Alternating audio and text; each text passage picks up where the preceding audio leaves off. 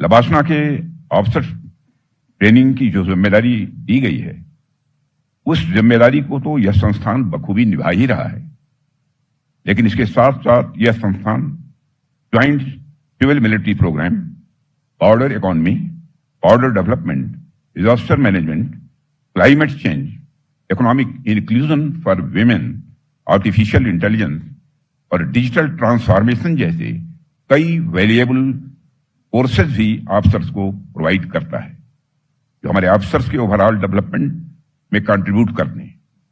और यह सारी चीजें मैं मानता हूं कि लबासना को एक कंप्लीट इंस्टीट्यूशन बनाती है, जिससे इस इंस्टीट्यूशन का महत्व स्वाभाविक रूप से और बढ़ जाता है। आज की वैलेडिक्टरी सेरेमनी लबासना की उसी कमिटमेंट को मैं मानता हूं कि सिंबलाइज करती है। मैं आप सभी को रिमार्केबल माइलस्टोन के लिए हार्दिक बधाई देता हूं।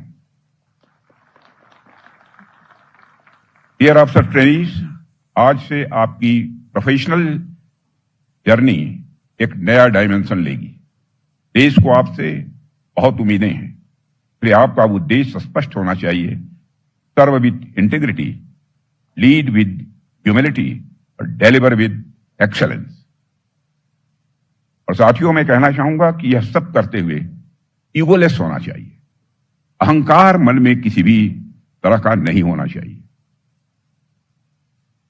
और मैं मानता हूं कि जिसके भी मन में अहंकार पैदा हुआ, उसकी वैल्यू अपने आप कम हो जाती है लोगों की नजरों में। किसी भी अहंकारी व्यक्ति के प्रति, किसी इगोइस्ट व्यक्ति के प्रति कॉमन मासेज में जो रेस्पेक्ट होनी चाहिए, वो रेस्पेक्ट नहीं रहती है।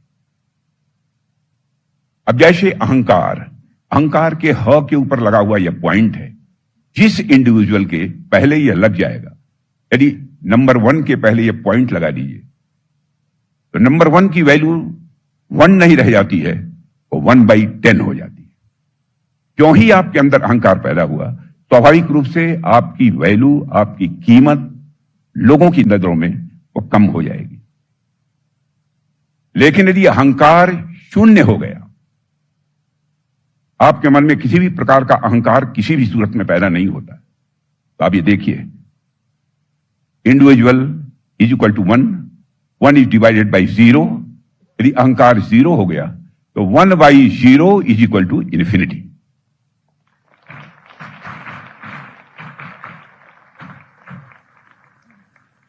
स्वाभाविक रूप से आपका महत्व, आपके प्रति रेस्पेक्ट लोगों के मनों में पैदा होगा। आप सभी ने one of the toughest examinations को सक्सेसफुली पास किया है, और मैं मानता हूं कि अचीवमेंट एक बात को बिल्कुल स्पष्ट करता है कि आप सभी में कमिटमेंट है, डिसिप्लिन है, डेडिकेशन है, और साथ ही साथ असाधारण काम करने की आप सबके अंदर क्षमता है। किसी भी फील्ड में सफलता इन्हीं गुणों पर ही टिकी होती है, लेकिन आपकी यात्रा को सबसे अलग बनाती है आपकी चॉइस। इतनी टैलेंट और क्षमता यानी कैपेबिलिटी के साथ आप किसी भी ड्यूकरेटिव और हाई पेइंग कैरियर में जा सकते थे, फिर भी आपने सिविल सर्विसेज को ही चुना है। आपके निर्णय से यह पूरी तरह से स्पष्ट है, आपकी इंस्पिरेशन केवल व्यक्तिगत सफलता की नहीं है, बल्कि देश और समाज के लिए कुछ मीनिंगफुल करने की भी है। आप सब लोग serving the nation, empowering it's people and driving real change की भावना से इंस्पायर्ड है, और यही भावना आपको एक एक्सीलेंट और इंपैक्टफुल पब्लिक सर्वेंट बनाएगी, ऐसा मैं मानता हूं।